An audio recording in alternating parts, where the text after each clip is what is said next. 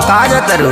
पढ़े जाते नहीं ट्यूशन जाती है ब्यास। कोनो दिक्कत ना रखो हो पढ़े जलवा तार के।